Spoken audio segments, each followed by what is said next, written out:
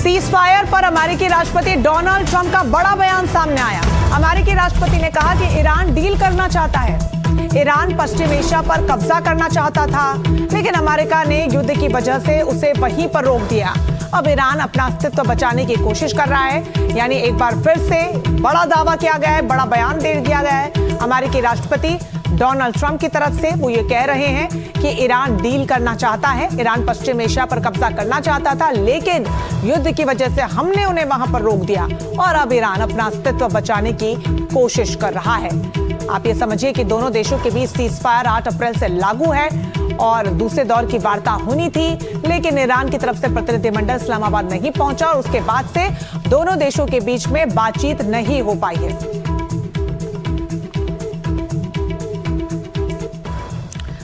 तो ईरान से बातचीत पर अमेरिकी राष्ट्रपति डोनाल्ड ट्रंप ने कहा कि ईरान से अच्छी बातचीत हुई है, समझौते के अंतिम चरण पर बात हुई है। यानी सीधे तौर पर वो ये जानकारी दे रहे हैं कि जो आपसी समझौता हम दोनों देशों के बीच में होने वाला है, उसकी बातचीत अंतिम चरण में है।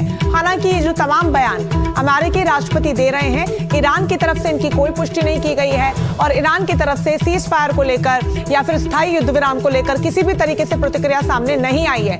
हालांकि जब से सीज फायर लागू हुआ है 8 अप्रैल के बाद से 2 बड़े हमले यूएई पर हुए हैं और यूएई का आरोप है कि ये बड़े ड्रोन और मिसाइल अटैक ईरान की तरफ से किए गए हैं। और अगर यूएई के दावों में सच्चाई है तो ईरान यहां चुप बैठता हुआ नजर नहीं आ रहा है। वो एक बार फिर से लौटा है आक्रामक तेवरों के साथ। इन सब के बीच अमेरिकी राष्ट्रपति का यह बयान कितना महत्वपूर्ण हो जाता है, इस तनाव भरी स्थिति के बीच में जानने के लिए न्यूज रूम चलते हैं। हमारे संवाददाता राजीव रंजन हमारे साथ जुड़ गए हैं। राजीव, कई तरीके के बयान अमेरिकी राष्ट्रपति दे चुके हैं अब तक और आप देखिए एक और बड़ा बयान दे दिया उन्होंने और वो कह रहे हैं कि ईरान बातचीत कर रहा है और बातचीत यहां तक अंतिम चरण में पहुंच चुकी है। क्या वाकई ऐसा कुछ हो रहा है?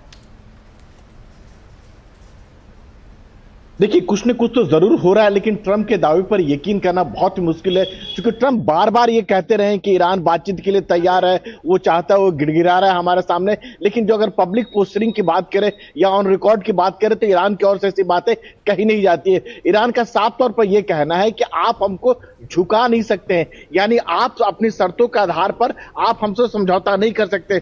दोनों देशों के बीच में, अमेरिका और ईरान के बीच में बातचीत जरूर चल रही है, ट्रैक टू डिप्लोमेसी के जरिए या फोन के जरिए या मध्यस्थों के जरिए जरूर बातचीत चल रही है, लेकिन वो बातचीत किस लेवल पर पहुंची है ये कहना मुश्किल है। लेकिन ये साफ है कि दोनों देश फिर से अब युद्ध शुरू नहीं करना चाहते और ये जो सीज फायर हुआ है यानी अस्थायी शांति हुआ है, वो अस्थायी शांति जो बहुत जल्द जो है अस्थायी शांति में तब्दील हो जाएगा, अस्थायी शांति तब्दील होगी। लेकिन उससे पहले जिस तरह की घटनाएं निकल के आ रही है वो वाकई में चिंताजनक बात है।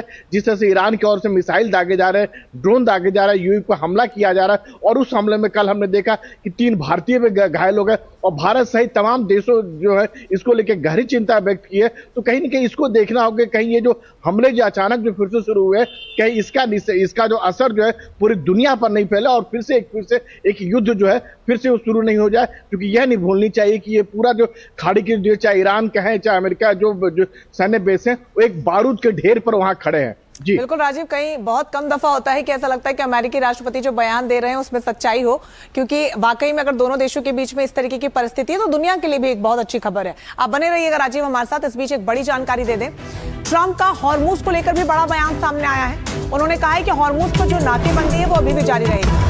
प्रोजेक्ट फ्रीडम को कुछ समय के लिए रोका जरूर जाएगा, लेकिन नाकेबंदी जारी रहेगी।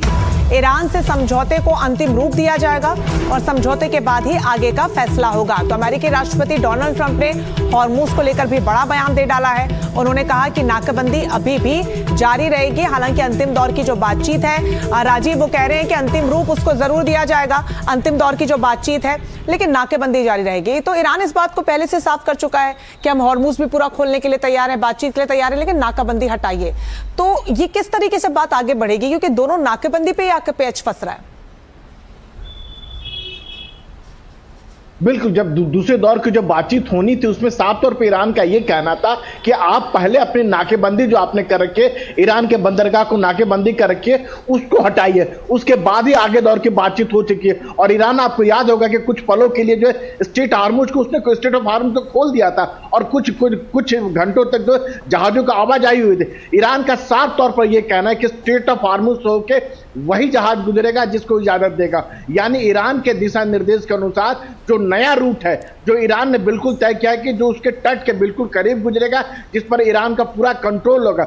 और कहीं ना कहीं जो यूएई पे जो हमला हो रहा है उसके पीछे ये माना जा रहा है कि ईरान इस कारण कह रहा है कि अमेरिका पर दबाव हो, और चूंकि ईरान को ये लगता है कि यूएई में जो है वो अमेरिका के साथ पूरी तरह खड़ा है, उसके सैन्य बेसों को इस्तेमाल कर रहा है, उसके संसाधन का इस्तेमाल कर रहा है, और ईरान के बारे में खुफिया जानकारी जो है यूएई जो है अमेरिका को दे रहा है। और यही वजह है कि जो उस स्ट्रेट ऑफ हार्मुज की वजह को लेकर आप कह सकते हैं जो पुजारा जो एयरपोर्ट है, पुजारा जो बंदरगाह है, वो अल्टरनेट रूट की भी बात हो रही है, तो उसको लेकर जो है ईरान जो है वो लगातार यूएई पर जो है निशाना बना रहा है, हमला कर रहा है। कहीं ना कहीं दबाव बनाने की भी एक टैक्टिक या रणनीति राजीव हो सकती है कि किस तरीके से यहाँ पर एक तरीके तो आप समझिए कि जो तस्वीरें सामने आ रही है लगातार, उससे राजीव यही समझ में आ रहा है कि ईरान दबाव बनाना चाहता है कि किसी भी तरीके से नाकाबंदी को हटा दिया जाए। बहुत शुक्रिया आपका तमाम जानकारी के लिए। तो महायुद्ध के मैदान में जबरदस्त हलचल मची हुई है।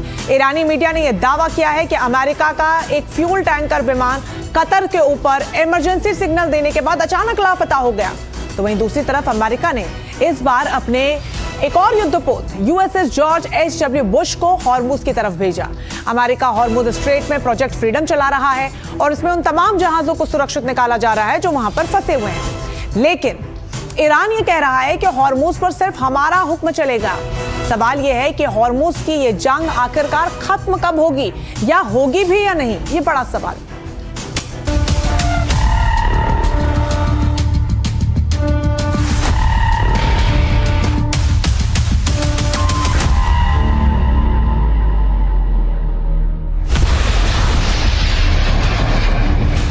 सिर्फ चंद घंटे पहले ईरान ने अपनी फायर पावर का नया सबूत दुनिया के सामने रखा। ईरानी मीडिया का दावा है कि ये उन मिसाइलों की तस्वीरें हैं जो अमेरिका को वार्निंग देने के लिए दागी गई, यानी जिस वक्त सीज फायर उसी दौरान ताबड़तोड़ fire.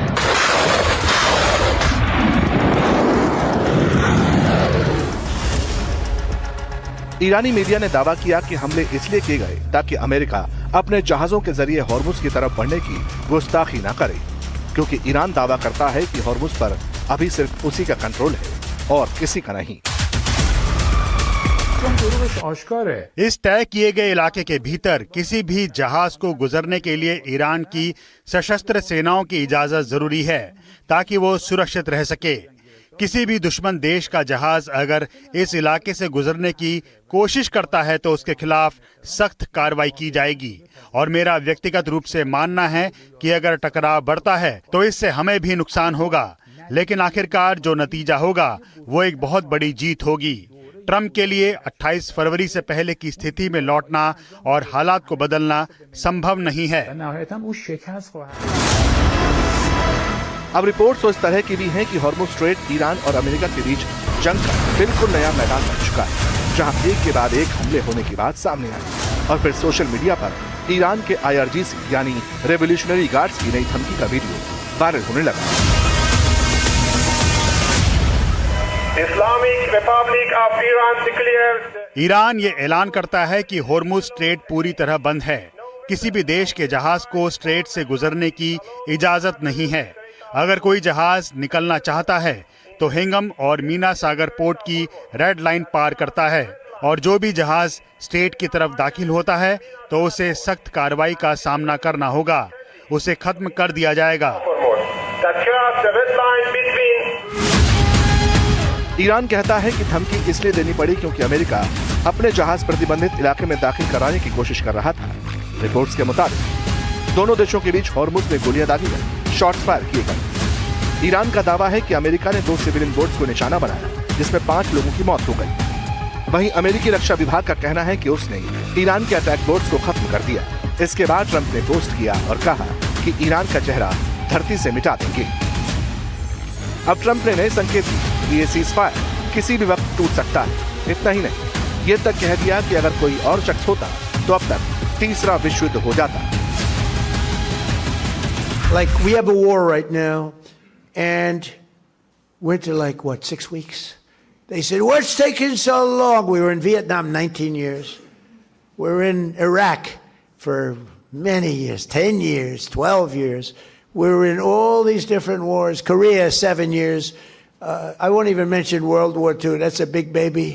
But you have the wrong person up here, you'll be in World War III. As sure as you're sitting there, you have the wrong person up there. It's nasty and tricky. It's tricky out there. We have to have the right people, and they have to be sharp and they have to be smart. Because Trump बार बार दावा करते हैं कि Iran के पास अब कुछ नहीं बचा, उसकी पावर न्यूट्रलाइज कर दी गई, उनके पास सारे कार्ड्स हैं। लेकिन फिर अमेरिका यह भी कहता है कि वो हॉर्मुज में बड़ा अभियान चला रहा है ताकि दूसरे जहाज आसानी से गुजर सके। Two U.S. commercial ships, along with American destroyers, have already safely transited the strait, showing the lane is clear. We know the Iranians are embarrassed by this fact.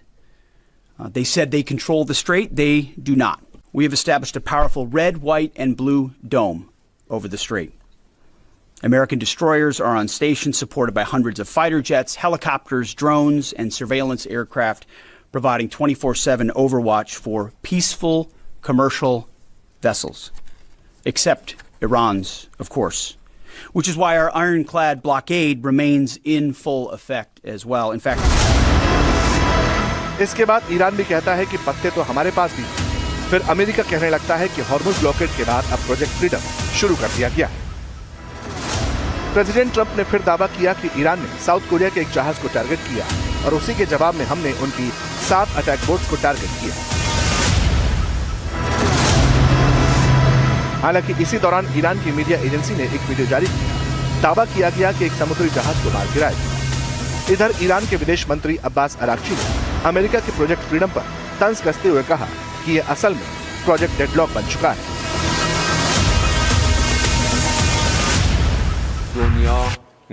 जहाज, उनके मालिक और शिपिंग कंपनियां अच्छी तरह जानती हैं कि अपनी सुरक्षा सुनिश्चित करने के लिए उन्हें ईरान से संबंधित संस्थाओं के साथ समन्वय करना होगा। दुनिया ना तो अमेरिका के मानवीय प्रयासों को स्वीकार करेगी और ना ही ये मानेगी कि अमेरिका अतीत की गलतियों को दोहराकर इस स्वनिर्मित दलदल से बाहर निकल सकता है, जिसने इस इलाके, खुद अमेरिका और अंतर्राष्ट्रीय समुदाय के लिए कई समस्याएं पैदा की हैं। ईरान और अमेरिका के तेवर देखकर यही लगता है कि डील फिलहाल अटक सी गई।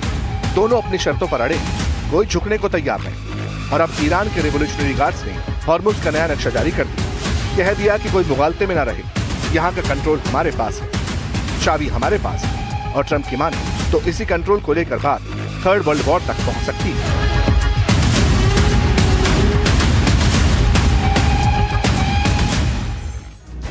तो दोनों देशों के बीच जिस तरीके से तनाव लगातार बरकरार है, अमेरिकी राष्ट्रपति इसको लेकर बड़े बयान दे रहे हैं। एक और बड़ा बयान उन्होंने दिया और कहा कि ईरान को पता है कि क्या करना है। हमने हॉर्मुज पर नाकाबंदी की हुई है, कोई जहाज वहां से गुजरेगा तो चेतावनी देंगे। हॉर्मुज में हमारा निशाना सटीक है, सीधे तौर पर धमकाते हुए नजर आ रहे हैं कि कोई भी वहां से गुजरेगा पहले हम चेतावनी देंगे और जो नहीं मानेगा तो हमारा निशाना सटीक है। इससे पहले भी ईरान के 2 जहाजों को कब्जे में अमेरिकी नौसैनिक नाकेबंदी के तहत ले चुके हैं। तो सीधे तेवर यहां पर अमेरिकी राष्ट्रपति दिखाते हुए नजर आ रहे हैं और वो ये कह रहे हैं कि ईरान को बहुत अच्छे से पता है कि क्या सही है उसके लिए और क्या गलत है।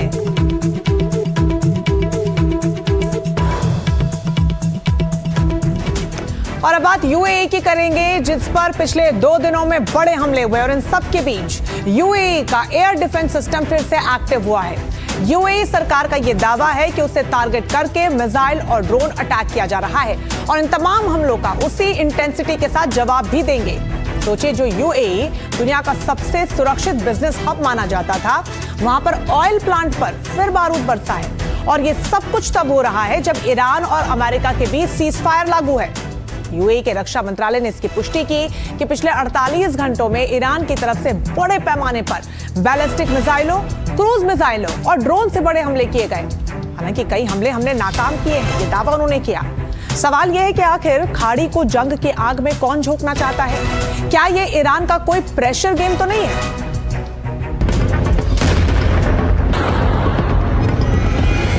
28 फरवरी के बाद जब ईरान और अमेरिका के बीच 40 दिन का युद्ध चला तो इस तरह की तस्वीरें लगातार सामने आ रही थी। खासकर खाड़ी मुल्कों की लाइफलाइन को टारगेट किया गया था। लेकिन अब सीज फायर के दौरान एक बार फिर यूएई से तबाही का एक नया वीडियो सामने आया। यूएई ने दावा किया कि ईरान ने उसके फुजैरा ऑयल प्लांट को एक बार फिर टारगेट किया। कहा गया कि ईरान ने 12 बैलिस्टिक मिसाइल, 3 क्रूज मिसाइल दागे। हालांकि यूएई का यह भी दावा है कि उसने ईरान की तरफ से आई 15 मिसाइलों और 4 ड्रोन्स को इंटरसेप्ट कर लिया, लेकिन एक ड्रोन मिस हो गया। And the United Arab Emirates said its air defences had engaged 15 missiles and 4 drones fired by Iran, with authorities claiming one drone sparked a fire at a key oil facility. It's the first time the key US ally has come under fire since the fragile ceasefire took hold in early April.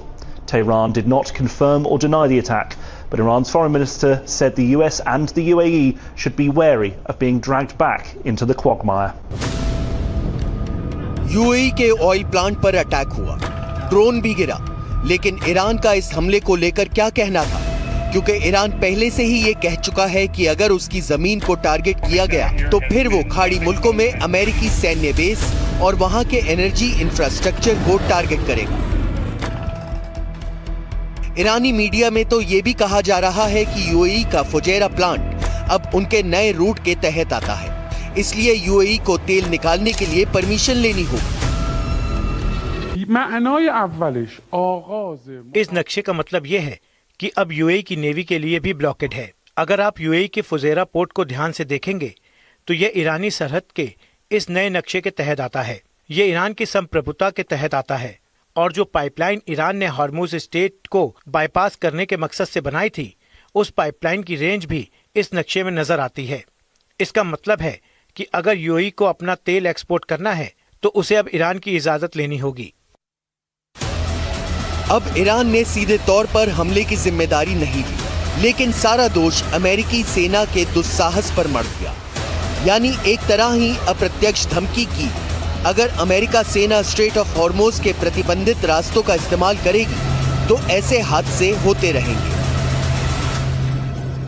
Iran attacked Oman once and the UAE 3 times, including an attack on Fujairah oil terminal, which was successfully defeated. They also launched cruise missiles, drones, small boats at U.S. forces defending commercial shipping in the Straits, and United States Navy MH-60 helicopters and Army AH-64 Apache helicopters successfully defeated those threats. America की सेना इस बात को मानती है कि यह हमला बड़ा था, लेकिन अमेरिकी प्रेसिडेंट ट्रंप को ऐसा नहीं लगता। उन्होंने एक इंटरव्यू में इस हमले को करीब इग्नोर कर दिया। उन्होंने तो इस सीज फायर का उल्लंघन मानने से भी इनकार कर दिया। ट्रंप ने कहा कि यह बहुत बड़ा हमला नहीं था और ज्यादातर मिसाइलों को गिरा दिया गया। हो सकता है ट्रंप अभी सीज फायर और डील वाले सिस्टम को ही एक्सप्लोर करना चाहते हों। शायद इसीलिए उन्हें यूएई का जलता हुआ तेल प्लांट नजर नहीं आता। वो इसे छोटा युद्ध बताते हैं। I call it a mini war because that's all they are. They don't have a navy anymore. Think of it. They had 159 ships. How many do they have left, Kelly? Out of 159, take a guess. She's very smart. 0. 159 ships. In the first 2 weeks, 159 ships. I actually got very upset. I said, how quality were the ships? They were very good. I said, why didn't you just take the ship? Why do you have to send it to the bottom of the sea? We could have had, let's say out of the 159, we could have taken 59. We would have had 59, but they'd rather blow them up.